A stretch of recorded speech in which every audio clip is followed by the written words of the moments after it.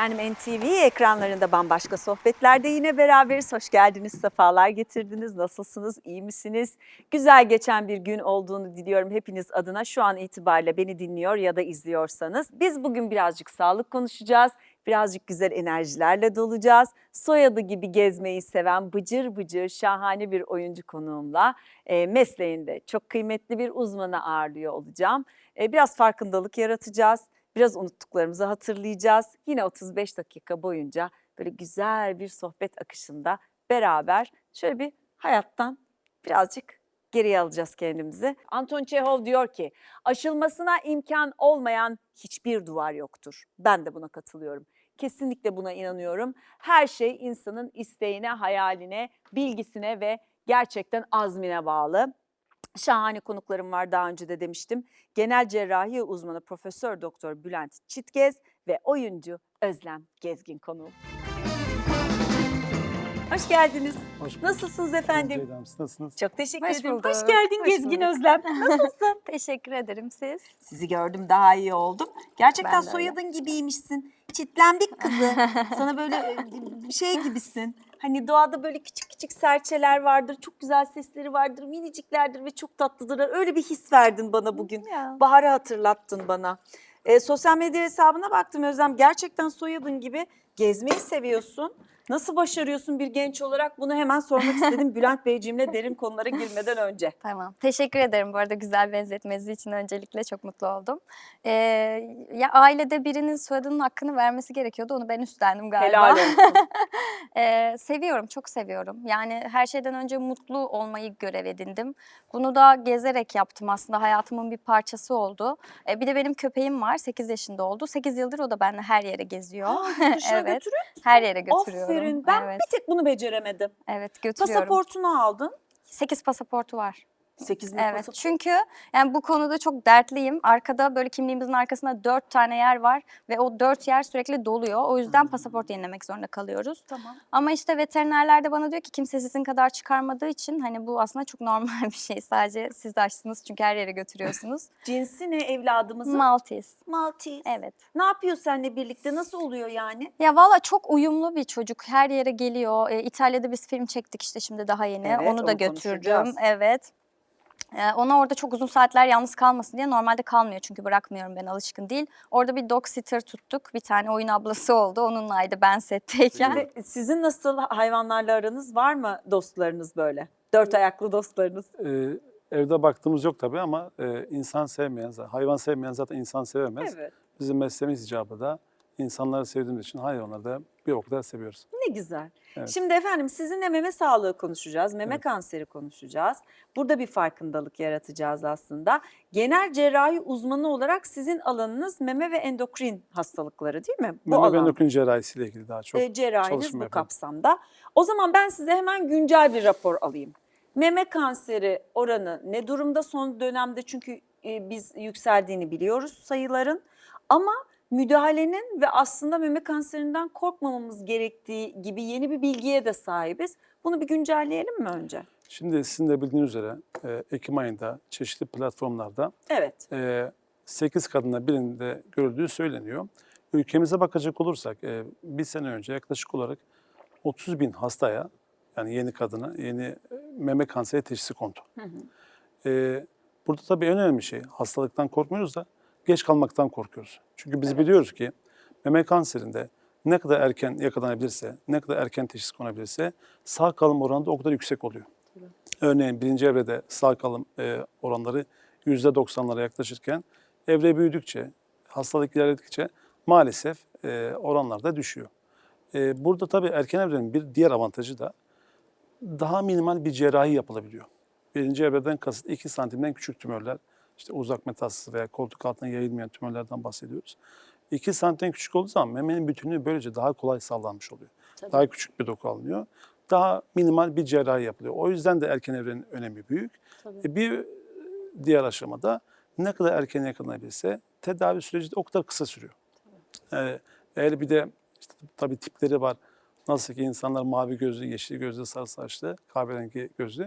Bu tümörlerin de bazıları hormon duyarlı, bazıları vatandaşın akıl ilaç dediği ona duyarlı, bazıları da kemoterapiye duyarlı. Şimdi Bu- sözünüzü balla kesiyorum. Evet. Artık söyleyebiliyorum rahatlıkla. Süreçte öyle çok paylaşamadım. Biz de annemle yaşadık yakın bir zamanda. Hani müzik öğretmeni, gayet eğitimli, donanımlı bir kadın. Rağmen bizi çok şaşırttı. 3 sene önce koltuk altında aslında fark ediyor Evet. ve söylemiyor. Evet. Buradan bir bilgiyi de düzeltmek istiyorum. Şöyle bir bilgiyle söylemiyor. Benim annem yıllar önce bir trafik kazası geçirdi. Görme yeteneğini kaybetti. Gözleri görmüyor. Çok geçmiş olsun. Dolayısıyla koltuk altında böyle bir kitle gördüğünde bir arkadaşının şöyle bir sözünü hatırlıyor. Görmeyenlerin kanseri ilerlemez, kanser olmazlarmış. Çünkü karanlık sevmezmiş kanser, ışık severmiş. Evet. Sen işte görmediğin için zaten karanlıksın, sen hiç kanser olmazsın gibi bir bilgiyi almış. Tamam, pozitif bir bilgi olarak almış. Hani bana bir şey olmaz duygusuyla, motivasyon amaçlı.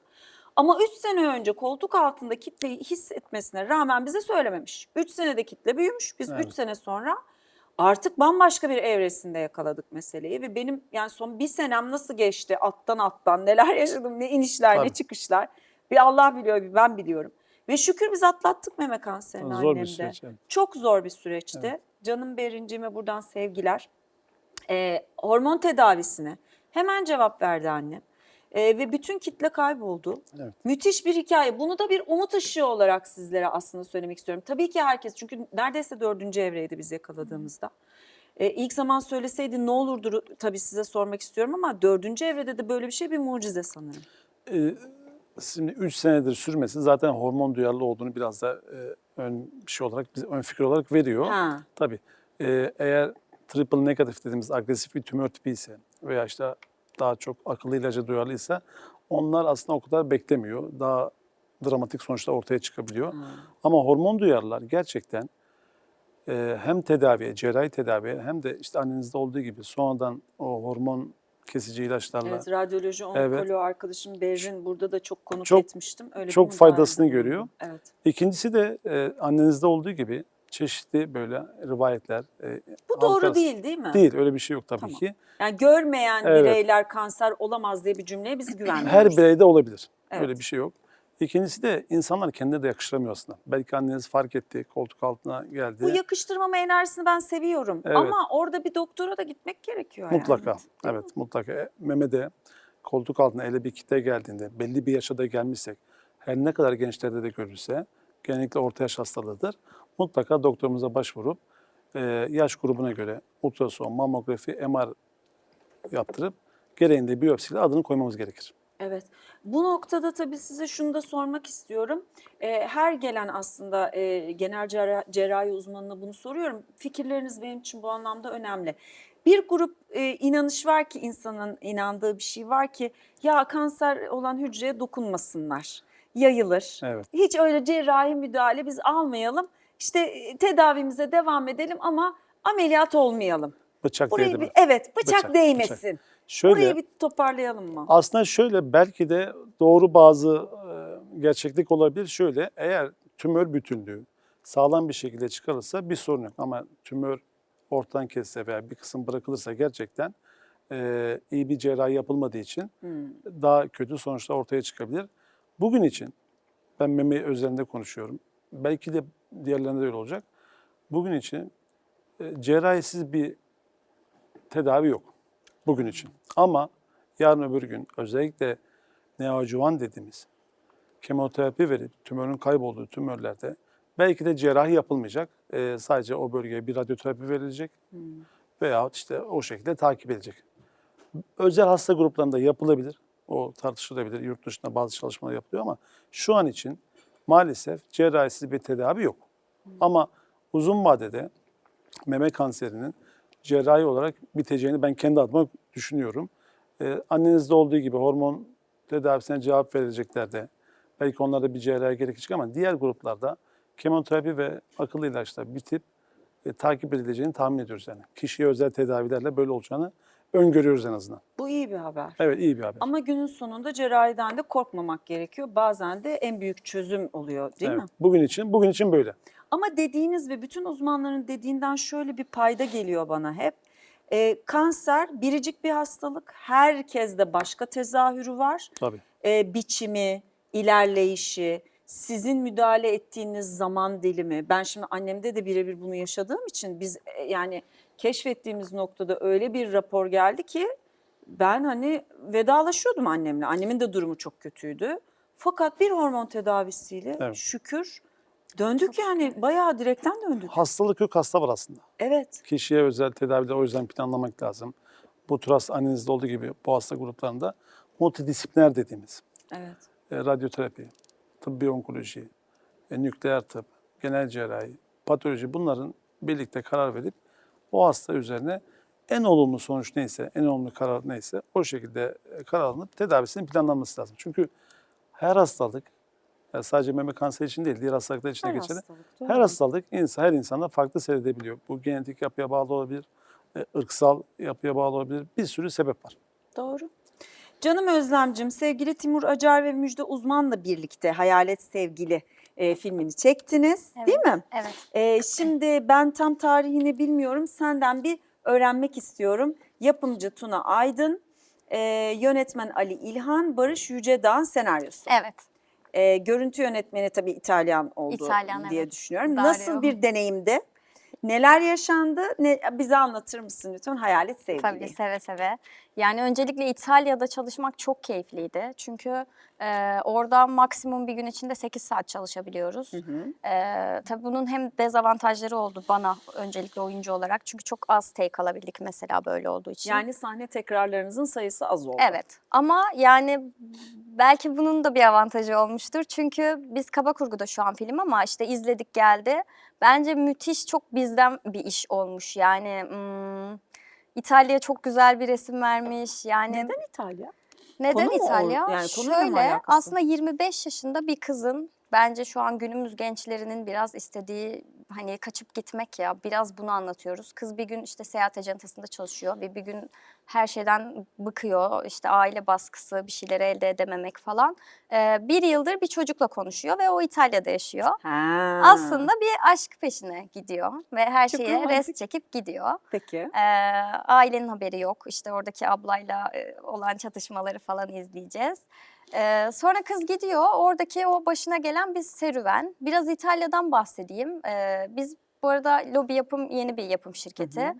Biraz çılgın bir yapım şirketi. Ben böyle adlandırıyorum. Çünkü biz bu işe girdiğimizde bir sürü vize sorunları yaşadık. İşte Timur'un son dakikaya kadar vizesi yoktu. Böyle Ocak'ta çekilecekti. İşte Eylül'e sarktı falan gibi durumlarımız oldu. Fakat iş bir şekilde kendini götürdü. Yani biraz böyle bir Tüm tersliklere rağmen. gitti evet ve bence çok sıcak bir iş olmuş. İzlerken bu çok geçiyor. Yani orada izlediğimiz kız çok bizden bir kız. Hani beni en mutlu eden kısmı oldu. Ve işte konuşuyorum, yönetmenle konuşuyorum, diğer yapım ortaklarımızla konuşuyorum falan. Herkesin içine çok sinmiş. İşte bizim danışman yapımcımız var Nefes. Nefes de diyor ki hani herkes her şeyi bu kadar beğenmemeli. Bu işte bir terslik var. Yani hani biraz eleştirebilmeliyiz. Eleştiriyoruz ama genelde hep iyi eleştiriler dönüyor. Burada tabii Ali Hoca'nın hani emeği çok büyük. Barış keza öyle senaristimiz. İşte Saygın var görüntü yönetmenimiz. O gelemedi mesela vize sıkıntısı yaşadık falan. Böyle kalbimizin bir yarısını burada bırakıp bir yarısıyla gittik yani. Ama çok sıcak bir iş oldu. Gerçekten İtalya olduğu için görüntüler çok güzel. Umarım işte en kısa zamanda seyirciyle buluşacak. Biz neden İtalya? Evet. Puglia bölgesinden Apulia Film Komisyonu'ndan destek aldık. Bu yüzden İtalya oldu desteğiniz aslında. oldu. Bu iyi bir şey. Evet bir de ilk filmimiz biraz böyle farklı bir yerden başlamak istedik. Yani hani sıra dışı bir şey yapmak istedik yapılanın dışında. Keza öyle de olduğunu düşünüyorum. Güzel oldu. Umarım en yakın zamanda çıkar ve hani izleyicisiyle buluşur ve herkese geçer o sıcaklık izlerken. Sen nerelisin? Arnavut göçmeniyim ben. Arnavut göçmenisin. İstanbul'da mı büyüdün? İstanbul'da doğdum, büyüdüm. Hep oyuncu mu olmak istedin? Hep oyuncu olmak istedim. Yani ben evden kaçıp sete gittiğimi hatırlıyorum. O ne demek? Evet. Evden kaçıp sete gitmek ne demek? Gittim gerçekten. O zaman daha böyle eski bilgisayarlar falan vardı. Evet. Gizli gizli oralardan kayıt yapıyordum Eski bütün ajanslara. eski bilgisayar ne kadar eski olabilir sen 30 yaşında sen. Ay ne kadar eski. O zaman bizim eski bilgisayarımız vardı. İnce ekran olmayan yani. Ah Allah'ım yarabbim bayılıyorum gençlere. Eski Evet. bilgisayar Nerede? ince ekran olmayan. Hani şimdi Tamam teknoloji öyle bir yere tatlısın geldi. bayılıyorum çok tatlısın. Çok haklısın. Biz tabii sobadan buralara geldiğimiz için. Sobayı Ay, yakaladım ama. Yakaladın mı? Yakaladım evet, sobamız vardı. Tamam Evet. olur. Sobayı yakalayan bizdendir. Evet. Kestane kebap. Kestane Evet. kebap, evet. Ben hala evde yer bulduğumu soba kuruyorum yani, o kadar sobacı biri olarak. Güzel, çok seviyorum Bayılıyorum ben de. yani. Çünkü çocukluğum ve gerçekten soba bilen bizdendir yani. Evet, ben de bir millet görmüş. Değil mi? Güzel bir şey soba. Çocukluğumuzda hatırlıyoruz. Evet, evet. Soba başı çıtırtının içinde böyle İşte, oturmak. evet. Üstünde pişenin kokusu. Biz Portakal mandalina kabukları. Aynı şey, mandalina portakal kabukları Güzel. koymak. Nostalji. Güzel. Güzel, evet. Güzel yerlere gittim. Evet. Burnumda portakal, mandalina kokuları. Evet, değişik oldu. Ne demek o sete gitmek evden kaçıp? Ya işte çünkü ailem hani istemiyordu. Ya onların da kaygıları tabii ebeveyn kaygısı. İşte okulunu bitir, sonra ne istiyorsan yap, böyle kaba tabiriyle böyleydi bizim evdeki durum biraz. Sonra ben de bir gün evden kaçıp sete gittim. Benim bir çocukluk Allah arkadaşım var. Onu da Allah. aldım yanıma, gittim. Taksim'e gittim, böyle bir ajanslara girdim, kayıt yaptırdım falan. Neyse sonra bir iki yere Annenlerin haberi çağırdılar, var değil mi gidemedim aşkım? ben. Yoktu. O zaman yoktu. 14 yaşındaydım ben bunu yaptığımda. Evet, 14 Evet. yaşında Taksim'e gidebiliyorsun Evet. ve orada Kaçıp anlıyorum. gittim ama. Çok güzel. Annenle babanın kalbi nasıl kalp işte. Evet. Evet, sonra bir gün işte beni bir yerden aradılar. Biz gittik, annemi de aldım gittim çünkü imza yetkim falan yok, hiçbir şeyim yok. Zahmet olmuş Evet. canım için. Sonra böyle yani hep bir olumsuzluk oldu. O zaman benim diş tellerim vardı. Dediler ki onları çıkar gel falan. Ben hep böyle bir üzüldüm. Hayal Oo. kırıklıkları falan. Ama bunları yaşamam çok iyi olmuş. Filmde bu hayal kırıklıklarına çok yer vardı ve ben onları verebildim bir yerden. Evet.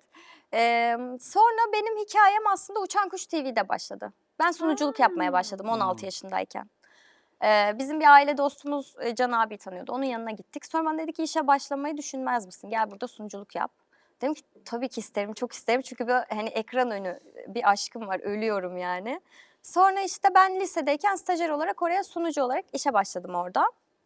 7 ay falan orada sunuculuk yaptım ve canlı yayın sundum. Çok güzel tecrübelerim oldu. Çok güzel, çok büyük bir okul oldu orası benim için. Sonra kiralık aşk geldi bana. Daha o zamanlar gidip kayıt yaptırdığım bir yerlerden. Ben oraya geçtim. Sonra Hanımköylü oldu. Sonra benim bir menajerim oldu Hanımköylü'den sonra. Derken böyle çok hızlı bir oyunculuğa giriş yapmış oldum. Şanslısın. Evet. Ama Gerçekten çok şanslısın. istedim. Aslında işte o çok buzdağının arkada böyle görünmeyen bir kısmı var. Orada da çok uğraştım yani. Ama çok iyi insanlara denk geldi yolum bir noktada. O yüzden de çok şanslıyım. Ne güzel, daim olsun. İnşallah. Teşekkür Şimdi efendim ederim. sağlık kısmına tekrar dönüyoruz Bülent Evet, Bey'e. buyurun. Burada aslında hani bütün sorular çok klasik oluyor.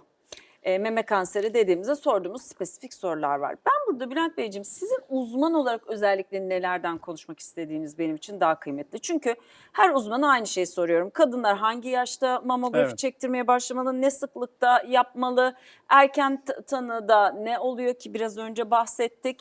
İşte risklerimiz ne boyutta, ne tetikliyor, bunları tabii ki kendi yorumlarınızla sizden dinlemek isterim ama bunun dışında bir cerrah olarak neler söylemek istersiniz meme kanseriyle ilgili? Bence kadınların öncelikle kendini tanıması lazım. Değil mi? Evet, bir kendi kendine meme muayenesi. Tabii genç kadınlarda meme yoğun olduğu için anlaşılması zor olabilir ama kişi en iyi kendisini tanır. Yani memesini en iyi kendisi tanır. Memesinde herhangi bir değişiklik fark ettiğinde, eline gelen bir kitle veya bir şişlik olduğunda korkmadan doktora gitmesini öneriyorum. Çünkü İlk kime gidecek? Yıkanıyorum, kontrol ettim ve bir doku geldi Evet. elime. ülkemizde meme cerrahi diye bir alt grup yok aslında spesifik. Evet. Genel cerrahlar bakıyor.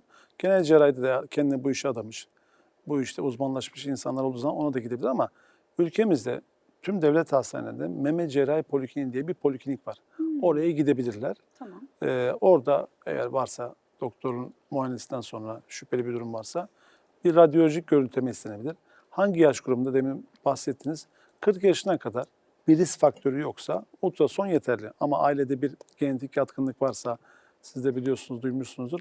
Angelina Jolie efekti diye bir şey. Tabii. BRCA1-2 mutasyonu varsa bu hastalarda biraz daha erken, zaten ele bir şey gelmeden daha Ben nereden bileceğim o mutasyona sahip miyim değil mi? ailede, işte anneniz de ileri yaş gerçi ama ailede farklı zamanlarda anne, teyze veya teyze çocuğu, anne, kız kardeş veya halada, Yani anne tarafı, baba tarafı değil. baba da olur, hala, Ha, baba tarafı. 3 bireyde varsa, meme veya rahim kanseri varsa bu hastalar şüpheli gruba gelip bunlara genetik tarama yapmakta fayda var.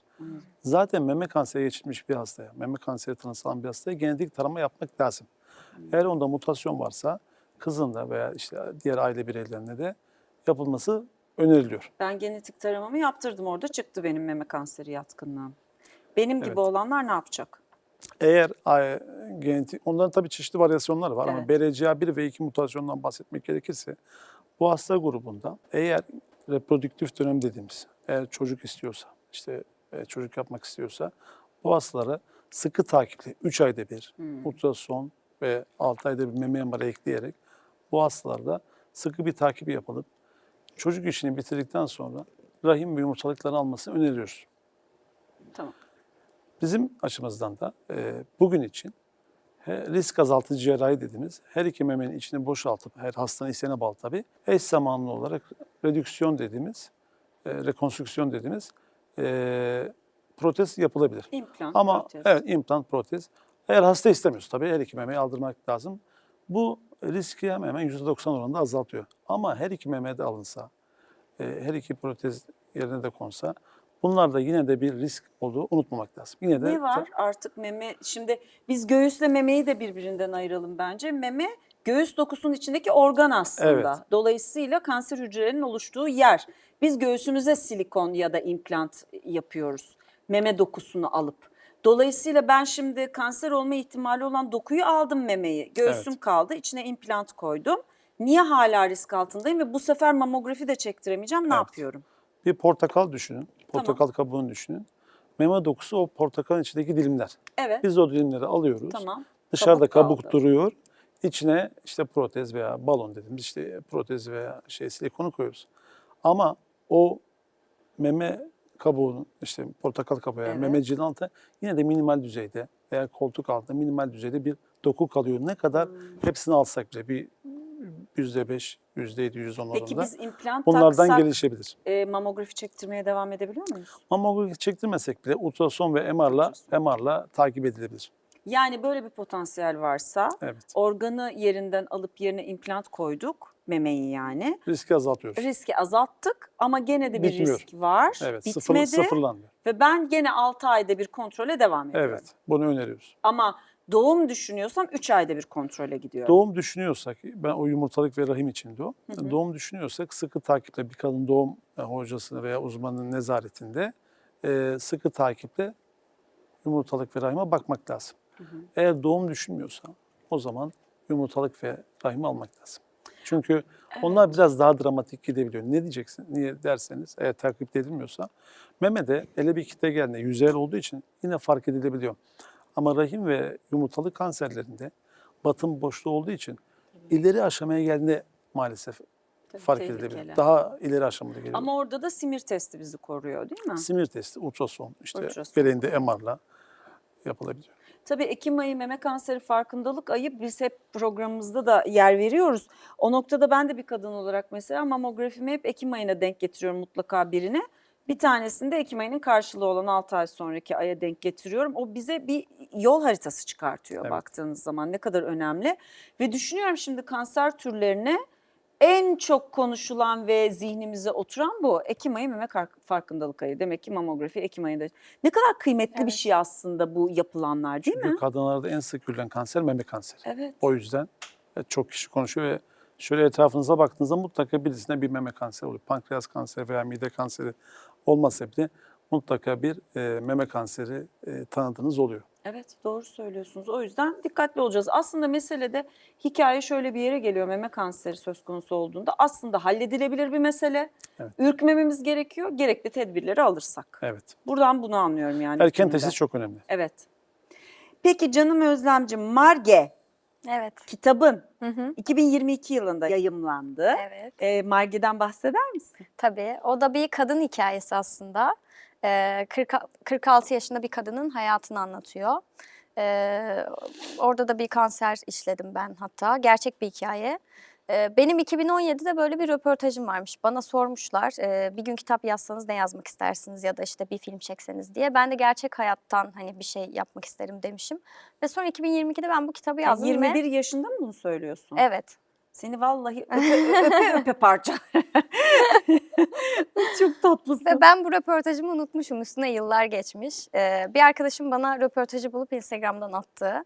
Ve ben okuyunca çok şaşırdım. İşte 2022'de de bunu yazdım. Allah Allah. Evet, böyle duygular şelale biraz oldu. Gerçek hikayeden kasıt? Bir aslında arkadaşımın hikayesi. 46 yaşında. Hı hı. Peki. Daha heyecan verici bir yere gidiyoruz şu an. Evet. Onun böyle başından atlatıldığı, başından geçen rahatsızlıklar falan konu alıyor. Bir de bir adama aşık olup işte evlenmesi ve sonrasında yağmurdan kaçarken doluya tutulması, aile travmaları. Ya biraz böyle dramatik bir hikaye ama ben kitap okurken sık sık kopabiliyorum. Kendime göre yazdığım için de hani o böyle işte Ankara'da geçen bir hikaye. Ankara İstanbul arasında o hani kopuşları biraz azaltmaya çalıştım yazı dilimle. Size de bir tane hediye etmek isterim. Aa, merak ettim. 26 yaşında yazdın Evet. kitabı. Çok ilginç. Evet. Peki bu empati gücü, yani 26 biraz kendini keşfetmeyi bitirdiğin yaşlar ya artık, hani 20 yaşında bir başlarsın bir yol. Gerçi bana biraz uzak kaldı ama hani okuduğum şu anda hani konu başlığı olarak okuduğum bir şey, yani 19 yaşında kendini keşfetmeye başlıyorsun ve 25'te artık biraz resim flu da olsa çıkıyor, 30'da daha netleşiyor da bir flu bir şey çıkıyor, elinde bir özlük yol haritan bir belirmiş oluyor. Daha sen özlük yol haritana bakıyor iken 26 yaşında, 46 yaşında bir arkadaşının bu hikayesini, bu empati düzeyini merak ettim doğrusu. Yani şöyle, evet biraz empatım ben belli konularda. O da beni çok yoruyor kişisel olarak, çok düşünüyorum. Bu Ve da ben, genetik bir kodmuş bu arada, biliyor evet, musun? bir dönem beynimin içine susturamıyordum. Yani Ha. uyumaya böyle yattığım zaman kafamın içi susmuyordu ve ben bazı konuları çok içerlediğimi fark ettim. Sonra ben bundan rahatsız oldum. Psikoloğa gittim, dedim ki ben çoklu kişilik bozukluğu mu yaşamaya başladım acaba? Hani kafamın içi susmuyor. Adam da gülerek dedi ki yok, hani bunu yaşayan kimse böyle düşünmez zaten. Normal Evet. bir yerdesin, korkma. Yazı yaz dedi. Sonra ben yazı yazmaya başladım. Akademiden de işte oyunculuk eğitimi almıştım. Orada da bizim iletişim hocamız bize sürekli yazı yazdırırdı. Orada da böyle güzel yazı derecelerim var. Sonra ben bu ikisini alıp birleştirdim, iki özelliğimi. Bir kitap yazmaya karar verdim. O kitabı da 2 ayda yazdım bu arada. Çok hızlı bir hikaye oldu ama aktı gitti, yani kapandım ve 2 ayda yazdım. O yüzden de gerçek hikaye olmasını istedim. Çünkü aslında biri onu yazarken bana yoldaşlık etmiş oldu. Hani çok farkında olmadan. Çünkü o anlattı, ben onları yaşadım ve hani canlandırdım ve yazdım. Çok güzel oldu. İşte gerçek hikaye yazmamın sebeplerinden biri de belki bir gün senaryo olur ve belki biz bunu tekrar izleriz gibi. Ben aslında hayatımı galiba yaşamadan biraz önce planlıyorum. Biraz öyle olmuş galiba, Evet. değil mi? Yani elimde olmayan sebeplerden dolayı böyle oluyor yani. Çok güzel. Şimdiki planın nedir acaba? Yani şimdi biraz 30'da şey değişti hayatımda. Artık çok mutluluğuma odaklandım. Yani 30 oldun değil mi? evet, eskiden bir proje kaçardı ve şey, of ya neden olmuyor falan derdim. Şimdi onu demiyorum, ya olmadıysa daha güzeli gelir falan gibi biraz daha rahatladığım bir dönemdeyim ama Ben 45'inde gelmiştim oraya. ya Sen 15 sene erken gelmişsin. erken takip ediyorum, güzel. Helal olsun. Yani köpeğimin de biraz etkisi var. Yani çünkü o kadar mutlu bir hayvan ki onu gözlemliyorum yani ve işte beni hala tek üzen tarafım şey, çok fazla düşünüyorum. Çok düşünüyorum hala her şeye. Onu azaltamadım. Belki o da işte bir 10 sene sonra falan gider.